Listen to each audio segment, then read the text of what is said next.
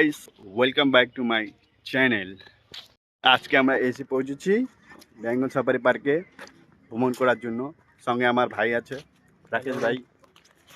তো গাইস, আমি খুবই এক্সাইটেড হয়ে পড়েছি।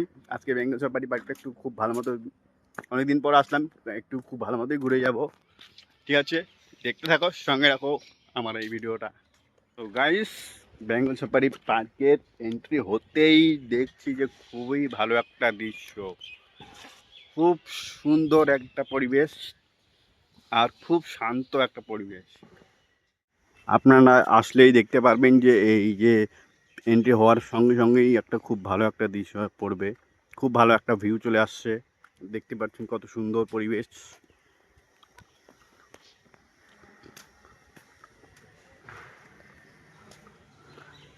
আর ওই দিকটা অনেক কিছুই তৈরি হওয়ার বাকি আছে। যেহেতু ওই যে কাজ অনেকটাই সম্পূর্ণ হয়ে গেছে, দেখতেই পাচ্ছেন এখনও কাজ চলছে বেঙ্গল সাফারি পার্কের।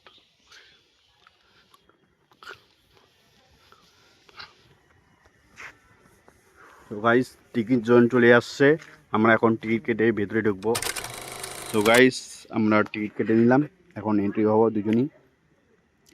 তো গাইস, সাফারি করার জন্য টাইমেও দিয়ে দিল। আমাদের 11:45 আমাদের গাড়িতে এন্ট্রি করতে হবে, আর 11:45 আমাদের গাড়ি মানে ছাড়বে। সব কিছু বলা হলো, গাড়ি নাম্বারও দিয়ে দিল যারা আছে। ঠিক আছে, খুবই এক্সাইটেড হয়ে পেরেছি বাঘ ভাল্লুক দেখবো বলে। তো তো কিন্তু কিন্তু একটা কথা মাথায় রাখতে লাগবে, কিন্তু এক টিকিটে অতগুলো সাফারি দেবে না। ওরা একটু আলাদা কম্বো জোন আছে, কম্বো ভাগ আছে। যদি সবই সাফারি করতে হয় তোমাকে মাথা পিছু 800 টাকা, ম্যাক্সিমাম 800 টাকার মতো খরচা করতে হবেই, এটা মাথায় রাখতে হবে। যদি অল সাফারি করতে চাও তাহলে 800 টাকার বেশি একটু মানে লাগছে চার্জ আর কি। তো আমরা ম্যাক্সিমাম শুধু কম্বো সাফারিটা নিয়েছি 200 টাকার মধ্যে। শুধু বাঘ আসবে আর মানে হরিণ আসবে, এই দুটোই সাফারি আমাদের করা হবে, আর বেশি কিছু করানো হবে না। তো আমরা তো ঠিক আছে, আগে দেখে নিই, তাহলে টাইমিংটা হয়ে গেলে পরে আবার অনেক কিছু হতে পারে। তো গাইস, 11টা কত দিয়েছে? 11:45 আমাদের এন্ট্রি করতে হবে, এটা একদম প্রপারভাবে বলে দিল। আর গাড়ি নাম্বারও দিয়ে দিচ্ছে, সেই গাড়ি দিয়ে আমাদের এন্ট্রি করতে হবে। তো গাইস, ওই দিকটাও আমরা যাব, কিন্তু আগে সাফারি করে নেব, নাহলে সাফারির টাইমটা শেষ হয়ে গেলে পরে আবার প্রবলেম দেখা দিতে পারে। তাই এখন বেশি দূর যাব না, এখানেই একটু থাকবো। 11:45 মধ্যে আমাদের ওই গাড়িতে এন্ট্রি করতে হবে। 11:45 পর সাফারিটা করার পরেই আমরা পুরো সাফারি ঘুরে দেখাবো। এখন এই জায়গাটার মধ্যেই ঘুরবো। ভাই, কেমন এক্সাইটেড? বহুত এক্সাইটেড হচ্ছে ও।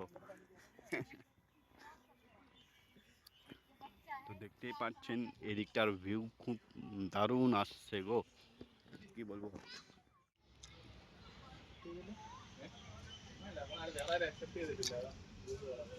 সো গাইস, সাফারির জন্য আর 5 মিনিট বাকি আছে, এখনই আমাদের গাড়ি ছাড়বে, আমাদের গাড়ির দিকে রওনা হতে হবে। ঠিক এই গাড়িটাই যাবে, আমাদের পাশে যেটা গাড়ি আছে ওই গাড়িটাই যাবে, তো ওখানে যেতে হবে।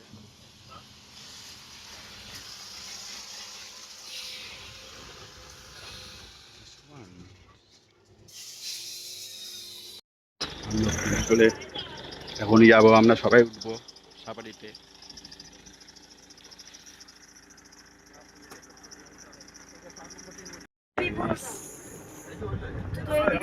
সাফারির জন্য আমরা এগিয়ে যাচ্ছি, সাফারি হবো এখন।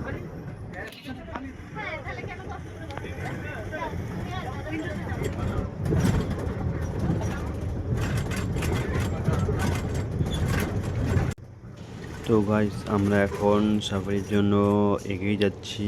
এখন আমাদের সাফারি করানো হবে, একদম আমরা সাফারির সামনেই চলে এসেছি। এখন আমরা হরিণ সাফারিতে হচ্ছি, দেখতেই পাচ্ছেন আপনারা। এই কিছুক্ষণের মধ্যে আমাদের এই গেটটি খুলে দেওয়া হবে। আমরা ওয়েট করছি কখন এই গেটটা খুলে দেওয়া হবে। ঠিক এর মধ্যে হয়তো গেট খুলে দিবে।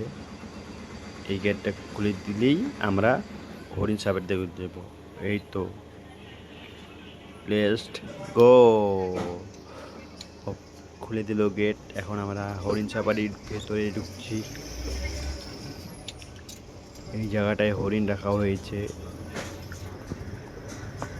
খুব বিশাল অঞ্চল জুড়ে হরিণ রাখা হয়েছে। খুব বিশাল বড় জায়গা, দেখলেই বুঝতে পারবা কত বড়।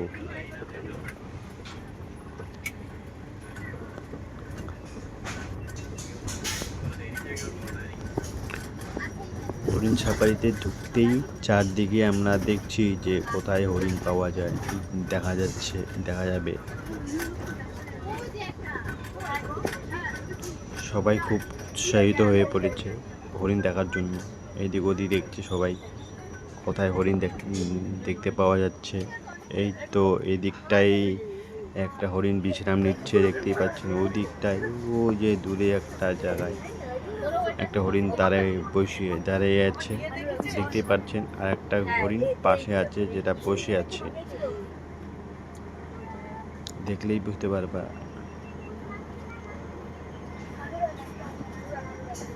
পাশে একটা হরিণ আছে, সেটাকে আমি ঠিক মতো ভালো মতো খেয়াল করতে পারিনি।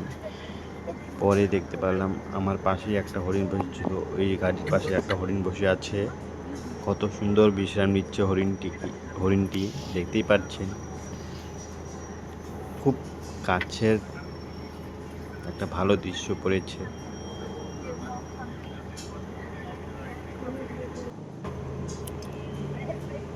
দেখো এই হরিণটি খুব বিশাল বড়, আর তার শিংগুলো খুব বিশাল বড়, দেখতেই পাচ্ছেন কত সুন্দর।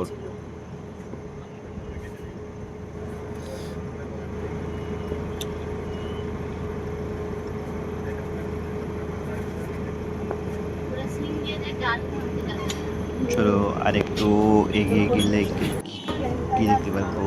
এই তো হরিণ, ভালো একটা দৃশ্য দেখা যাচ্ছে, কত সুন্দর দেখতে পাচ্ছেন। এত সামনে খুব আনন্দ হচ্ছে, খুব কাজের ভিতর খুব আনন্দ ছড়িয়ে পড়েছে। সবাই এত সামনে হরিণ দেখছে, সবাই খুব উৎসাহিত হচ্ছে যে আমরা এত সামনে দেখতে পাচ্ছি।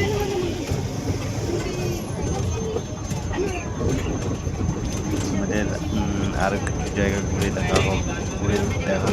দেখানো হবে। তার আগে এই অঞ্চলটি দেখতে পাচ্ছ তোমরা, ঝড়ের তাণ্ডবে অনেক গাছপালা ভেঙে পড়েছে, দেখতেই পাচ্ছ। সব ছিন্ন বিচ্ছিন্ন হয়ে আছে। এখানে ঝড়ে গাছগুলো ভেঙে পড়েছে, দেখতে পাচ্ছ কীভাবে গাছগুলো ভেঙে আছে। এদিক ওদিক ছড়িয়ে আছে গাছগুলো। খুব একটা ভালো জায়গা, দেখতে ভালো লাগছে সেই জঙ্গল সাফারিটা।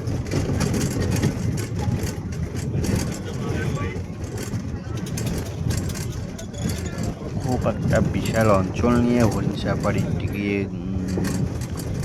করানো হয়েছে, দেখতে পাচ্ছ। এটা কোনো ছোট জায়গা নয়। এখানে ধরতে পারলে একটা 10-20টা পাড়াও চলে আসতে পারে, এমন একটা বিশাল জায়গা করানো হয়েছে এই হরিণ সাফারিটি। এই দেখতে পাচ্ছেন পাশে আবার কত হরিণ যাচ্ছে, এই দেখতে পাচ্ছেন। আমাদের সামনে দেখতে পাচ্ছি কত সুন্দর কত হরিণ বিশ্রাম নিচ্ছে গাছের ছায়ার মধ্যে। আর কিছু হরিণ ঘুরে বেড়াচ্ছে, খুব সুন্দরভাবে বসে আছে, তারা বিশ্রাম নিচ্ছে। আমাদের এখন নেক্সট সাফারিতে নিয়ে যাওয়া হচ্ছে। পরবর্তী সাফারি কি আছে, পরবর্তী সাফারি আমাদের বাঘ সাফারি করানো হবে। তো সেই সাফারির দিকে আমাদের হয়তো এগিয়ে নিয়ে যাওয়া হচ্ছে।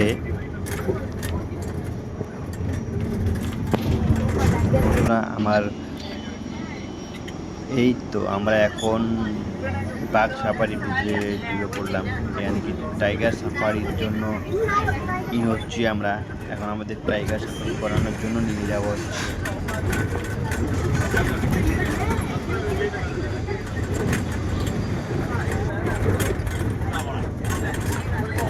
বন্ধুরা, টাইগার সাফারির জন্য আমরা রেডি।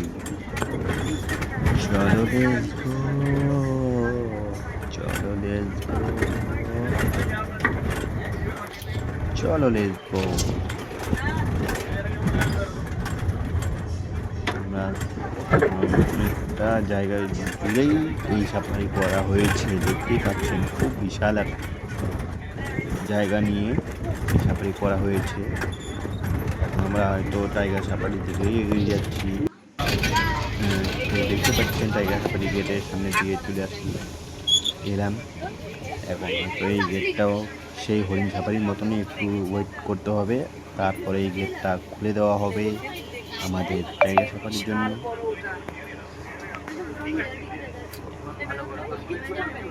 কিছুক্ষণ ওয়েট করার পরেই এই গেটটি খুলে দিল।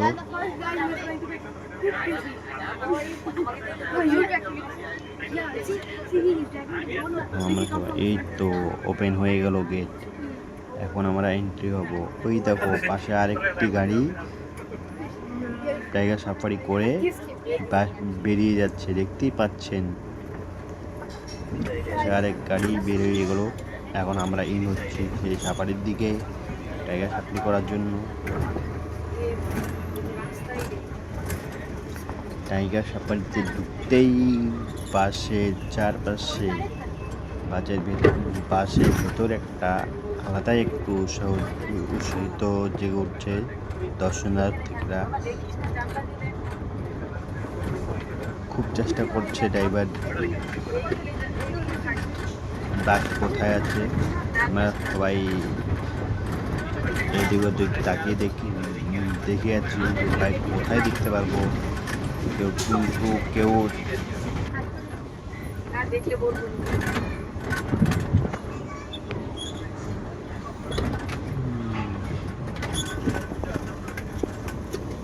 তো বন্ধুরা, এখন পর্যন্ত কোনো বাঘ দেখা দেয়নি।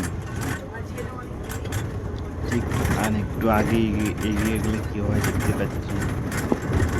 পারবো আমরা। হয়তো উৎসাহিত হয়ে পেরেছি বাঘ কোথায়, তাকে খুঁজে দেখছি এদিক ওদিক, কিন্তু এখন পর্যন্ত বাঘের দেখা দেয়নি, দেখা পেলাম না।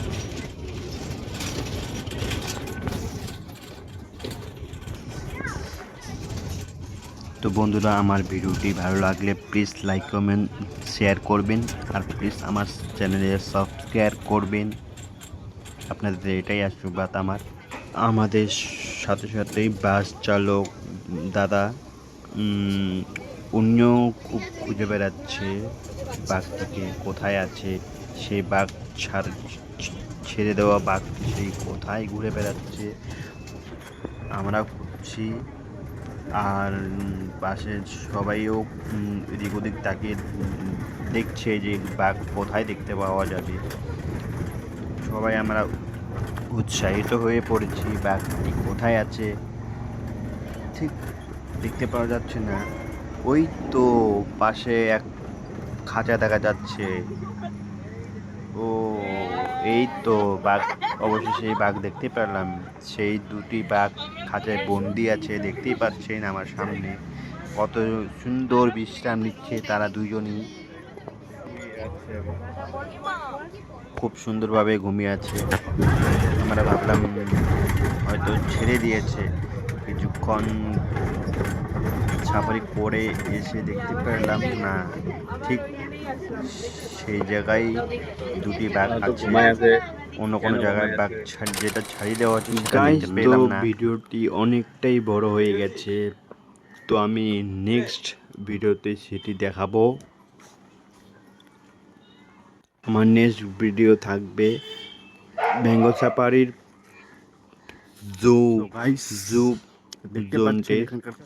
সেই জোন ঘুরে দেখাবো সেই সাফারির জন্য।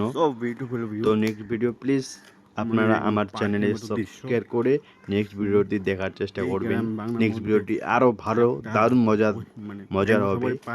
তো প্লিজ গাইস ফলো মি, আমার চ্যানেলে সাবস্ক্রাইব করুন, আমাকে এগিয়ে নিয়ে যান, আমার লাইক কমেন্ট শেয়ার করুন আমার চ্যানেলে। আমার আরও নেক্সট ভিডিও পাওয়ার জন্য আপনাকে আমার চ্যানেলে সাবস্ক্রাইব করতেই হবে। তো অবশ্যই প্লিজ সাবস্ক্রাইব করুন আমার চ্যানেলে।